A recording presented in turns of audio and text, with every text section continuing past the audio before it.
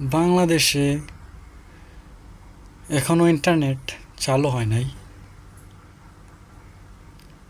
শেখ হাসিনা কান্না করে শেখ হাসিনার মেট্রো রেল জ্বালায় ফেলছে, কিন্তু তারা বুঝতেছে না যে মানুষগুলা মারা গেছে। এতগুলা মানুষ, তারা লোকেরাই মারছে, তারা লোকেরাই জ্বালাইছে, তাদের লোকেরাই সন্ত্রাসীগিরি করছে। হ্যাঁ, ছাত্রলীগের কাছে এক একজনের কাছে পিস্তল, রান্দা, বড়িদা, ইটা এটা বিভিন্ন ধরনের জিনিস আছে, কিন্তু তারা কি করছে? তারপরও তাদের সাপোর্ট দিছে পুলিশরা তাদের সাপোর্ট দিয়ে ছাত্র দলকে মারছে। কিন্তু তাদের জন্য কান্নাকাটি নাই, ঠিক আছে? তাদের মা বাপের জন্য তাদের মা বাপের যে কীভাবে কান্নাকাটি করতেছে সেটা তো দেখতেছে না। হাসিনার চিন্তা করতেছে রাস্তা নিয়ে সে চিন্তা করতেছে, মেট্রো রেল নিয়ে চিন্তা করতেছে। কিন্তু সে যে হেলিকপ্টার দিয়ে সে মারামারি করলো, হেলিকপ্টার দিয়ে সে ফায়ার করলো, সেটা দেখে না। ওই মিথ্যা কথা বলে যে আগুনই বেঁধে দিয়েছে হেলিকপ্টার। দেখতেছে যেন ফায়ার করতেছে হেলিকপ্টার দিয়ে, তারপর কোনো করতেছে, পানি ডালতেছে। কীরকম মিথ্যাবাদী হাসিনা দেখেন। আর আমার ভিডিওটা দেখতেছেন, অবশ্যই শেয়ার করে যাবেন, ফলো দিয়ে যাবেন, লাইক কমেন্ট করে যাবেন। আর এখনও বাংলাদেশে যারা টাকা পাঠাইছেন ব্যাংকের মাধ্যমে, কিছুদিন অফ রাখুন। সামান্য কিছু টাকা বিকাশের নগদের মাধ্যমে ছাড়তে পারেন, হুন্ডিতে ছাড়লে গুণ হবে। আপনার বিকাশের মাধ্যমে এবং কি আপনার নগদের মাধ্যমে ছাড়তে পারেন, সমস্যা নাই, কিছু অল্প টাকা।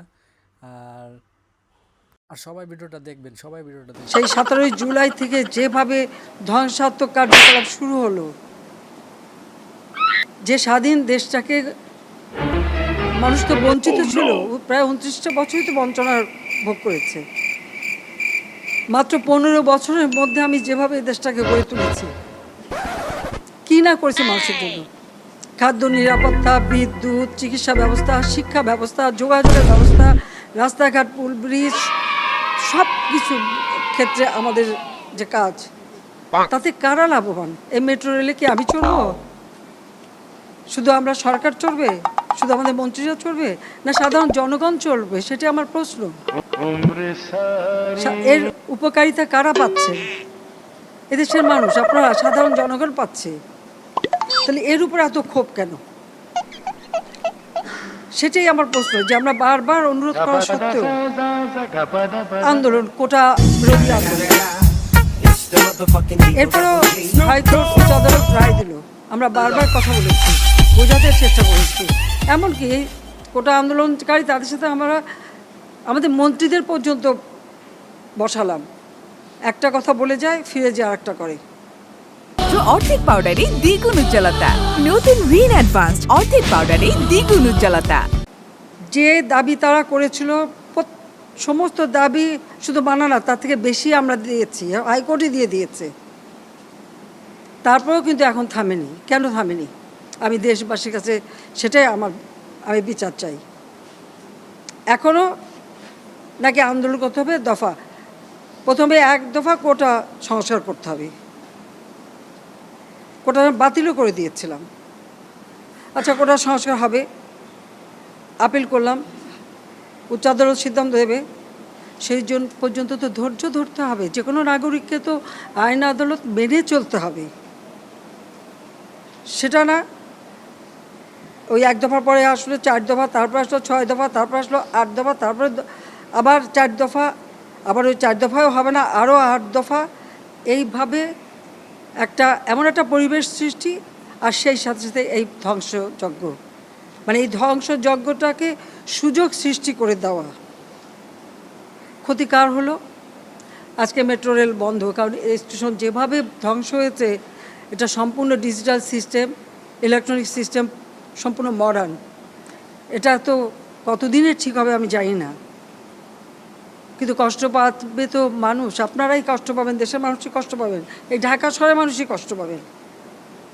ঘন্টার পর ঘন্টা আবার ট্রাফিক জ্যামে পড়ে থাকতে হবে, আবার কর্মস্থলে পৌঁছানো, আবার ফেরত আসা, দীর্ঘ সময় লাগবে, এবং ওই বসে ট্রাফিক জ্যামে কষ্ট পাওয়া।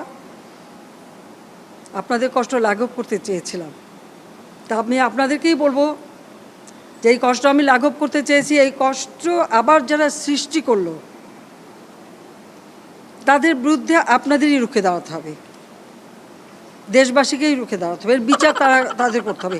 আমি তাদের কাছেই বিচার চাই, কারণ আমাদের প্রত্যেকে এই যে মন্ত্রণালয়ের যারা এবং এই মেট্রো রেল নির্মাণ কার্যের সাথে যারা জড়িত, তাদের আজকে চোখের পানি পড়ছে এটা দেখে, যে কিভাবে একটা দানবিক কর্মকাণ্ড এদেশে হলো আর কেন করলো। আমি তো দেশের মানুষের জীবনমান উন্নত করতেই তো কাজ করে যাচ্ছি এবং করেছি, তো এটা তো অস্বীকার করতে পারবে না কেউ। যে 15 বছর আগে 2008 পর্যন্ত এই দেশের কি অবস্থাটা ছিল একবার চিন্তা করে দেখেন, আর আজকে বাংলাদেশ উচ্চ ধাপে উঠে গেছে, তো সেখান থেকে নামাতে হবে কেন? আমার প্রশ্ন সেটাই, জানি না প্রশ্নের জবাব কি হবে। দিন রাত অক্লান্ত পরিশ্রম করেছি, এই অ্যালাইনমেন্ট আমি পরিবর্তন করে এমনভাবে করে দিয়েছি যেন দ্রুত সময় হয় এবং সেইভাবেই এটা করা হয়েছে। আমি আরও এটা বাড়িয়ে দিয়েছি, মতিঝিল থেকে একেবারে কমলাপুর রেল স্টেশন পর্যন্ত যাবে, যেন মানুষ আরও সুন্দরভাবে চলতে পারে।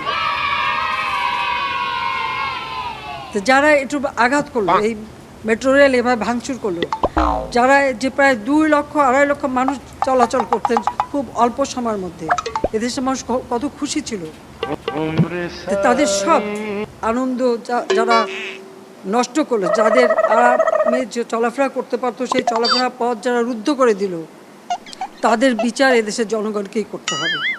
আমি সেটাই চেয়ে যাচ্ছি। নিন্দা করা ভাষা।